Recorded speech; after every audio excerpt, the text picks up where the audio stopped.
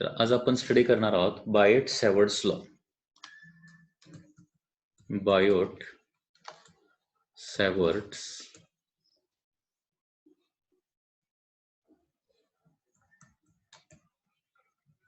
Law. बायोट-सॅवर्ट्स law. आता बायोट-सॅवर्ट्स law का आहे हे लक्षात घ्या. Suppose this is a current carrying conductor. हा एक करंट कॅरिंग कंडक्टर आहे की ज्याच्यामधून करंट आय पास होतोय आणि या करंट कॅरिंग कंडक्टरचा आपण काय केला, एक छोटासा इलेमेंट घेतला, a very small element of a current carrying conductor of length Diehl. आता जेवढा कंडक्टर मधून करंट पास होत असणार आहे तेवढाच त्या स्मॉल इलेमेंट डीएल मधून देखील करंट पास होणार आहे. आणि या डीएल इलेमेंट पासून certain डिस्टन्सला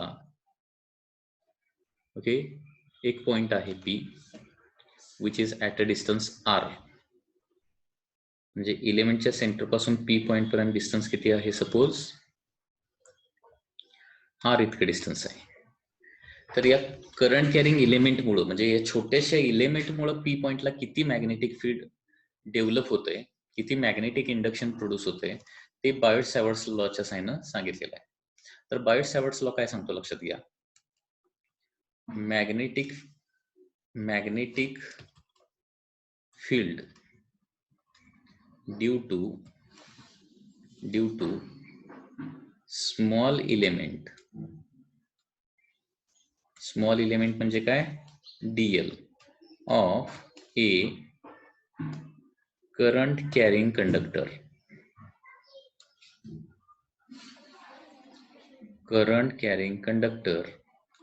Magnetic field due to small element dl of a current carrying conductor is given by formula B is equal to तर त्याच्यामध्ये काय सांगितलंय, हे जे मॅग्नेटिक फील्ड बी आहे it is directly proportional to first आहे length of the element,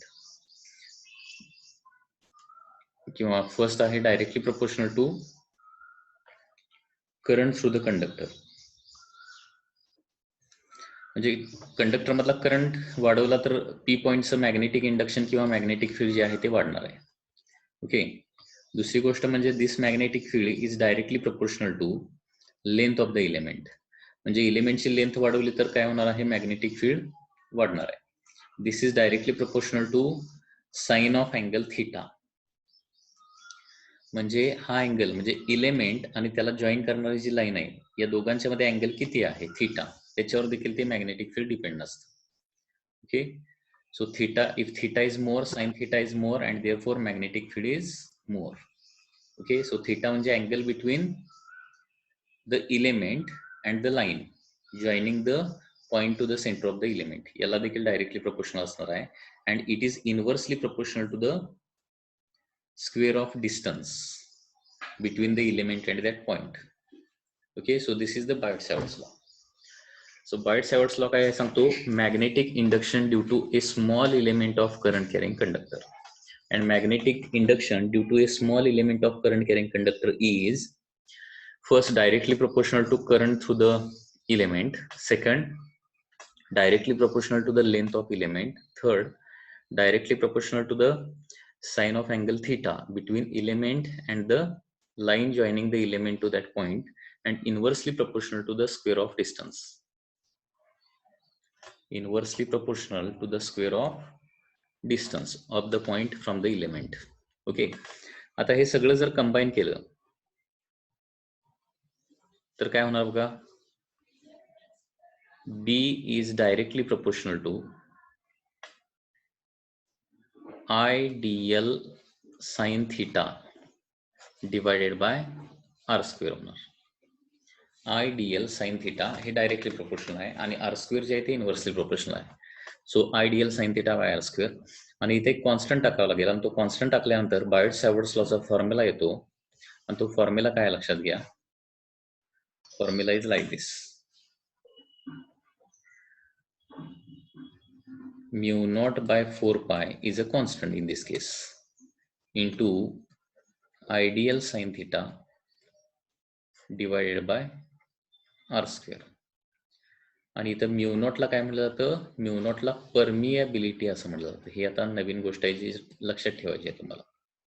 permeability of vacuum किंवा free space असं म्हणतात. म्यू नॉट म्हणजे परमिएबिलिटी ऑफ व्हॅक्यूम.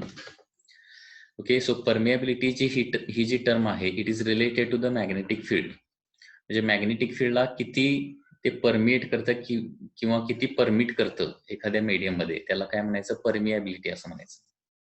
ठीक आहे, म्हणजे परमिएबिलिटी जर जास्त असेल मीडियमची तर जास्त मॅग्नेटिक फील्ड त्या मीडियम मध्ये तयार होतं. जसं चार्ज स्वतःभोवती इलेक्ट्रिक फील्ड प्रोड्यूस करतो तसं एखादा मॅग्नेटिक पोल त्याच्याभोवती मॅग्नेटिक फील्ड डेव्हलप करतो. परंतु मॅग्नेटिक फील्ड डेव्हलप करताना त्या चार्जच्या भोवती किंवा त्या पोलच्या भोवती कुठलं मीडियम आहे त्याच्यावर देखील डिपेंड असतं. कारण ते मीडियम काय करत असतं, कमी किंवा जास्त मॅग्नेटिक फील्ड जे आहे त्याला परमिट करत असतं. ठीक आहे, आणि त्याच्यानुसार एक टर्म आहे दॅट इज परमिएबिलिटी. कारण इलेक्ट्रिक फील्ड किंवा मॅग्नेटिक फील्ड या मीडियमवर डिपेंड असणारे टर्म्स आहेत, लक्षात घ्या.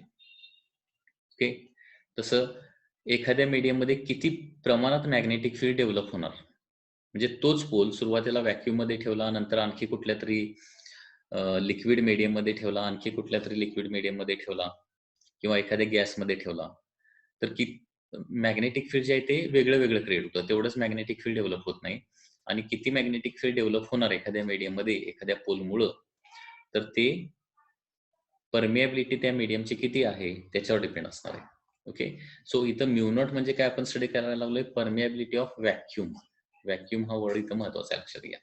आणि याची व्हॅल्यू किती असते, तर याची व्हॅल्यू असते 4 पाय इंटू 10⁻⁷. ही व्हॅल्यू तुम्हाला पाठ करून ठेवावं लागेल. युनिट असणार आहे याचं weber per ampere metre.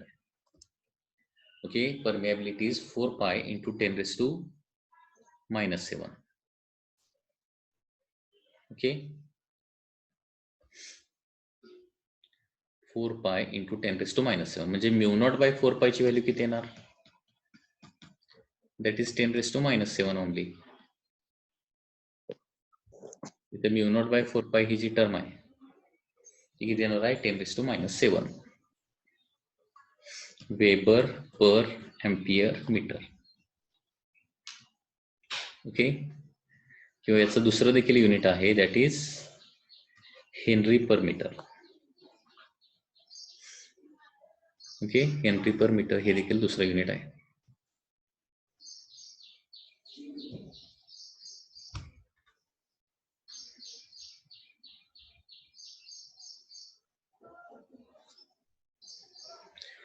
So this is the Biot Savart's law. आता बायट-सॅवर्ट्स लॉचे डिफरंट फॉर्म्स आपल्याला स्टडी करायचे. तर सगळ्यात अगोदर बायट-सॅवर्ट्स लॉ लक्षात आलं का बघा. बायट-सॅवर्ट्स लॉचा फॉर्म्युला काय येतो, आता मॅग्नेटिक इंडक्शन बी म्हणून चालणार नाही तर डीबी म्हणावं लागेल. ऍक्च्युली डीबी, हे डीबी का म्हणतोय लक्षात घ्या, कारण this is a magnetic field due to a small element, आणि स्मॉल एलिमेंट मुळे प्रोड्यूस होणारं मॅग्नेटिक फील्ड स्मॉल असू शकेल. Okay, it is not complete magnetic field due to complete conductor. It is due to the small element, and therefore small elements magnetic field आपल्याला dB करावं लागेल. complete conductor चा magnetic field आपल्याला B ने denote करावं लागणार आहे. जे इथं dB, dB, dB and dBn bye.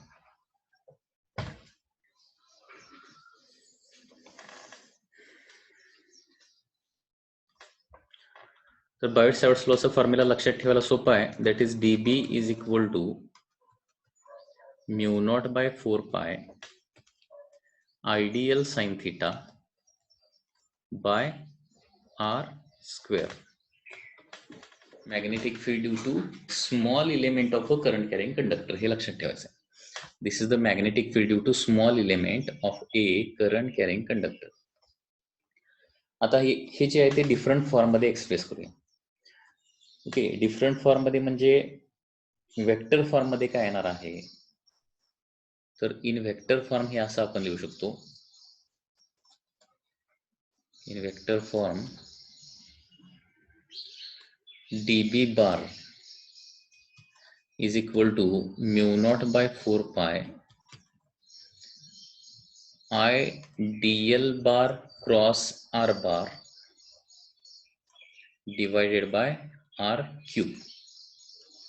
So this is the formula in vector form. Vector form जे आहे ते या पद्धतीने येणार आहे. लक्षात येत आहे? कारण लक्षात घ्या इथं डीबी म्हणजे मॅग्नेटिक फील्ड आहे, it is a vector quantity. आता आन्सर जर व्हेक्टर यायचा असेल तर राईट हँड साईडला काय असलं पाहिजे, व्हेक्टर प्रोडक्टच असलं पाहिजे. ठीक आहे, कारण आर स्क्वेअर मधला आर जो आहे तो काय आहे, एक व्हेक्टर आहे. आयडीएल हा करंट इलेमेंट आहे, आयडीएल हा काय आहे, करंट इलेमेंट, हा देखील एक व्हेक्टर आहे. सो राईट हँड साईडला दोन व्हेक्टर आहेत, लेफ्ट हँड साईडला एक व्हेक्टर आहे, आणि दोन व्हेक्टरचं क्रॉस प्रोडक्ट घेतल्यानंतरच आपल्याला काय मिळू शकतं, व्हेक्टर क्वांटिटी मिळू शकतं. म्हणजे आणि इथं साइन थिटा पण आहे ना, कारण dl bar cross R bar म्हणजे काय येणार आहे, तर dl into R into sine theta येणार, dl into R into sine theta. आणि आर आणि आर क्यूब मधला एक आर कॅन्सल झाला की पूर्वीप्रमाणे फॉर्म्युला मिळू शकतो. हे काय सांगितलं लक्षात येतं का? So in vector form Biot Savart's law जो येणार आहे तो काय येणार आहे, dB bar is equal to mu not by 4 pi I Diehl bar cross R bar divided by R cube. याच्यामध्ये कुणाला काय डाऊट असला तर विचारा जरा.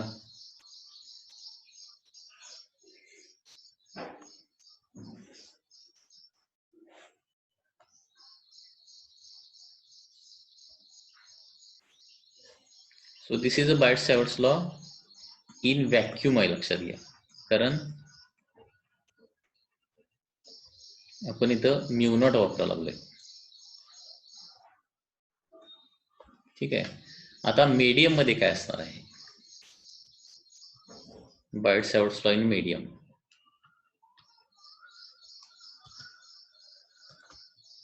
dB bar is equal to mu naught mu r divided by 4 pi I dl bar cross r bar divided by r cube. So this is in medium. Okay, कारण हे तुम्हाला आता मॅग्नेटिझम या टॉपिक मध्ये बघायला मिळेल की mu not into mu R म्हणजे काय असतं, म्यू म्हणजे काय असतं, परमिएबिलिटी ऑफ मीडियम असतं, of medium. Mu not into mu R म्हणजे काय असतं, म्यू असतं, त्याला परमिएबिलिटी ऑफ मीडियम असं आपण म्हणतो. आणि म्यू आर म्हणजे त्याला रिलेटिव्ह परमिएबिलिटी असं म्हणायचं. म्यू आर ला काय म्हणायचं, रिलेटिव्ह परमिएबिलिटी. या म्यू आर ला काय म्हटलं जातं, this is called as relative permeability.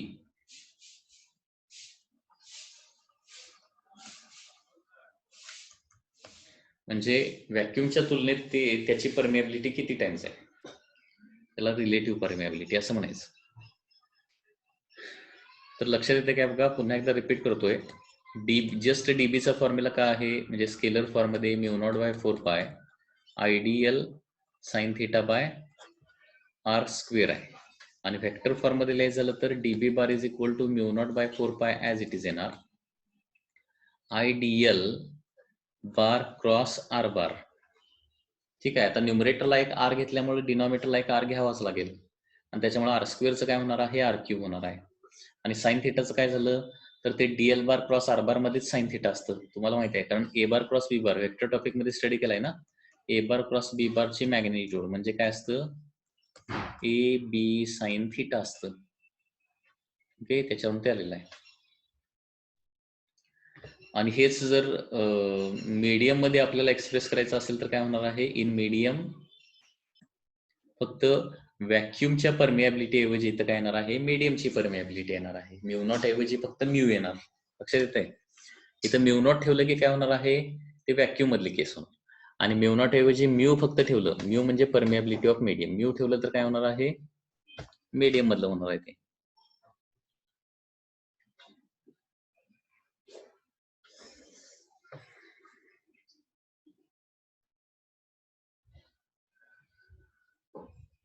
ठीक आहे, आणि म्यू म्हणजे mu not into mu R आहे.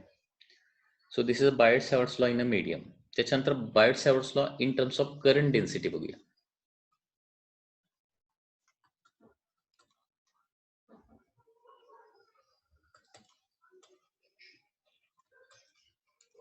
in terms of current density in terms of current density. कसं येणार बघा.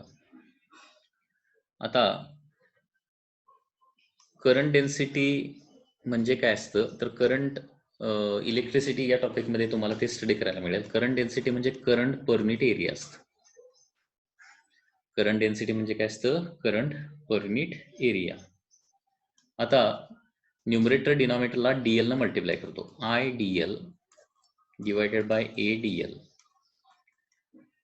I Diehl as it is divided by A Diehl म्हणजे DV येणार. कारण area of cross section into length म्हणजे काय येणार आहे व्हॉल्यूम ऑफ द इलेमेंट येणार आहे. Area of cross section into length म्हणजे काय असतं व्हॉल्यूम येतं. And therefore J dV is equal to I dl येणार.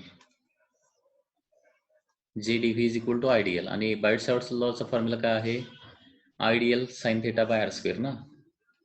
Bye Biot Savart's law dB is equal to scalar form मध्ये लिहूया mu not by 4 pi IDLE sine theta by R square असा formula आहे माहिती आहे ना.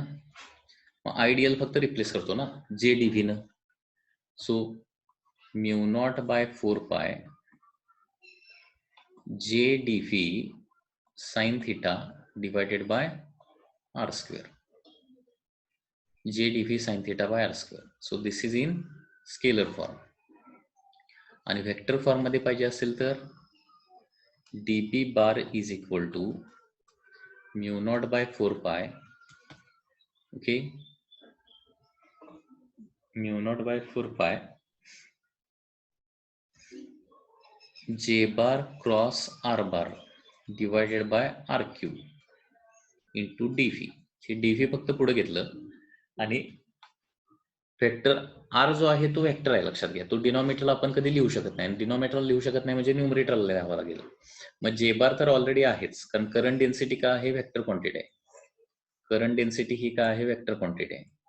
तर जे बार आहे क्रॉस आर बार कारण साइन थिटा जे आहे ते जे बार क्रॉस आर बार मध्ये जाणार आहे कारण जे बार क्रॉस आर बार म्हणजे जे आर साइन थिटा असते. आता न्यूमरेटरला एक आर टाकला म्हणजे डिनॉमिनेटरला एक आर टाकावा लागेल आणि त्याच्यामुळं आर स्क्वेअरचं काय करावं लागणार इथं आर क्यूब होणार आहे. So this is in vector form. Biot-Savart's law in terms of current density. Okay. त्याचबरोबर Biot Savart's law in terms of charge and velocity देखील काढता येईल आपल्याला. Biot Savart's law in terms of charge and velocity.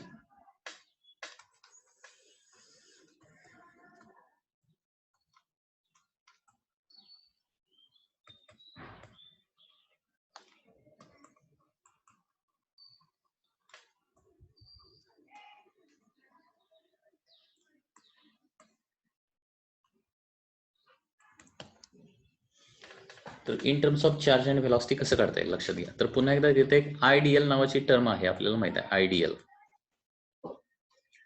तर I म्हणजे काय असतं DQ bye DT असतं इंटू डीएल. आता डीटीला फक्त डीटी हा जो डिनॉमिनेटर आहे तो पुढे सरकवतो. So d q into d l by d t होणार. आता डीएल बाय डीटी म्हणजे व्हेलॉसिटी होणार डीक्यू इंटू फी होणार मग ते डीक्यू इंटू फी.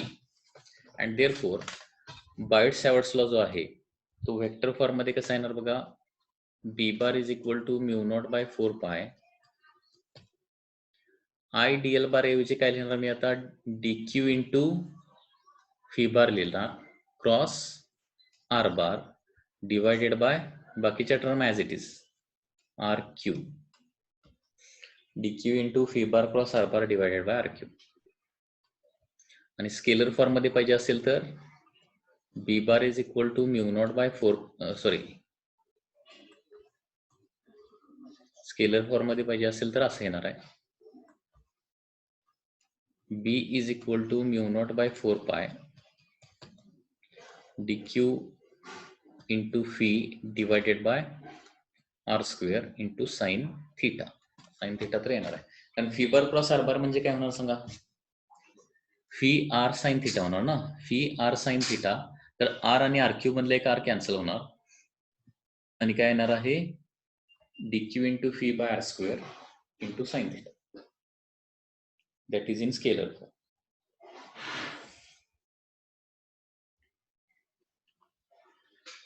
त्याचबरोबर Biot Savart's law in terms of velocity of light देखील आपल्याला लिहिता येईल. Biot Savart's law in terms of velocity of light.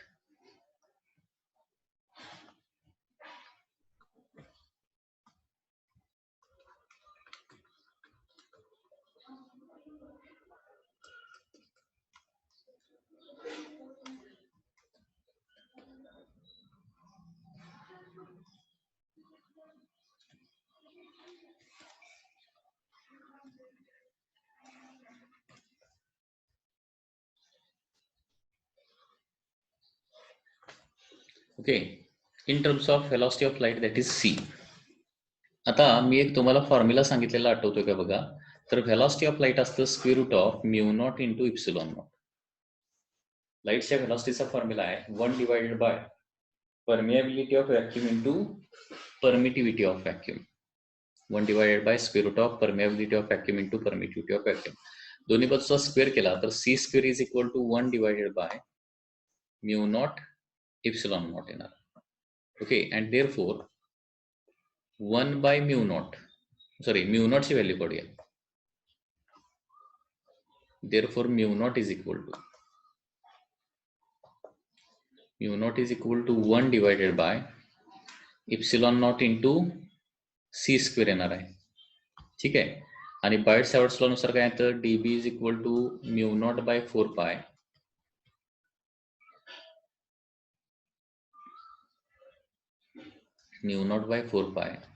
Ideal sine theta by R square. आणि याच्यामध्ये काय करणार आहे, फक्त मी म्यू नॉटला रिप्लेस करणार आहे.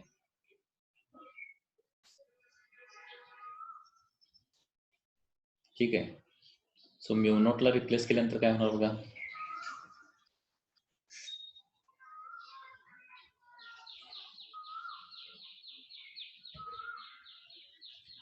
dB is equal to mu नॉटला रिप्लेस केल्यानंतर epsilon not c square divided by 4 पाय,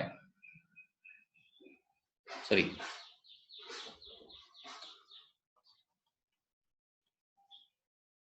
म्यू नॉट म्हणजे काय 1 अपॉन आहे 1 upon 4 pi epsilon not c square ideal sine theta divided by R square.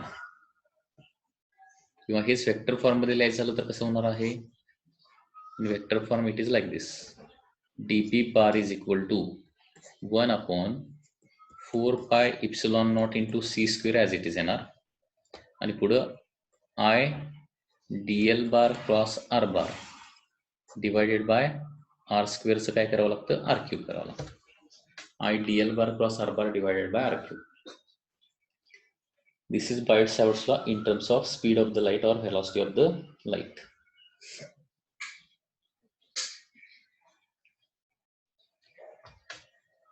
So अशा प्रकारे आपण बायट-सॅवर्ट्स लॉ कम्प्लिटली स्टडी केलेला आहे and it is in different form study केलेला आहे. ओके, सो बायट-सॅवर्ट्स लॉचे सगळे फॉर्म्युले सुरुवातीपासून पुन्हा एकदा बघूया. बायट-सॅवर्ट्स लॉ, जस्ट रिव्हिजन म्हणून. सगळ्यात पहिला आपण फॉर्म्युला बघितलेला होता that is dB is equal to mu not by 4 pi ideal sine theta by R square. ठीक आहे, त्याच्यानंतर दुसरा फॉर्म्युला कुठला बघितला, वेक्टर फॉर्म मध्ये फॉर्म्युला बघितला. वेक्टर फॉर्म मध्ये काय येणार आहे, dB bar is equal to काय होणार बघा, mu not by 4 pi as it is ideal bar cross R bar divided by काय होणार आहे, आर क्यूब होणार. हा वेक्टर फॉर्म मध्ये झाला. आर स्क्वेअरचा आर क्यूब आणि DL bar cross R bar. कारण पुन्हा एकदा लक्षात घ्या, मॅग्निट्यूड मध्ये लिहायचं झालं तर फर्स्ट फॉर्म्युलाच येणार आहे. कसं येतो लक्षात येते ना, कारण हे बघा d l bar cross R bar म्हणजे डीएल आर साइन थिटा येणार मॅग्निट्यूड काढायचं झालं तर. D l bar cross R bar म्हणजे d l into R into sine theta येणार आणि आर आणि आर क्यूब मधला एक आर कॅन्सल होईल परत वरचाच फॉर्म्युला येतोय. त्याच्यानंतर third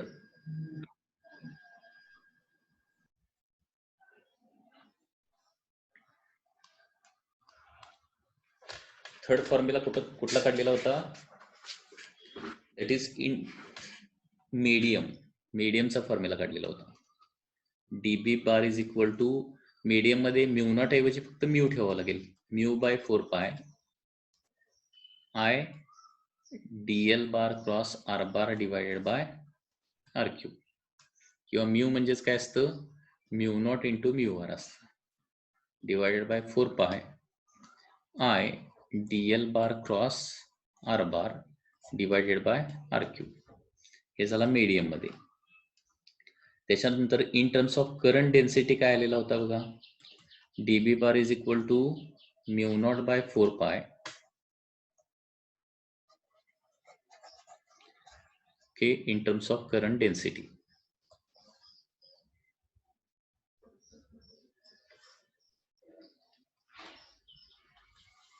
dB bar is equal to mu naught by 4 pi J bar cross R bar divided by R cube dV. J bar cross R bar divided by R cube dV हा झाला in terms of current density.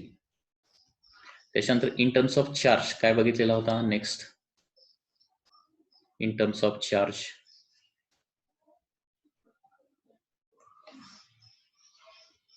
Number 5 in terms of charge येणार आहे dB bar is equal to mu naught by 4 pi dq phi bar cross r bar divided by r cube. Okay, phi bar cross r bar divided by r cube. आणि lastly आपण study केला तो म्हणजे in terms of velocity of light. So dB bar is equal to 1 divided by 4 pi epsilon naught c square into I dl bar cross r bar divided by r cube. So अशा प्रकारे बायट-सॅवर्ट्स law जो आहे तो different form मध्ये आपण study केलेला आहे. हे सगळे फॉर्म तुम्हाला कसे आले ते मी तुम्हाला सांगितलेले आहे आणि हे सगळे फॉर्म तुम्हाला लक्षात ठेवावे लागतील. ओके.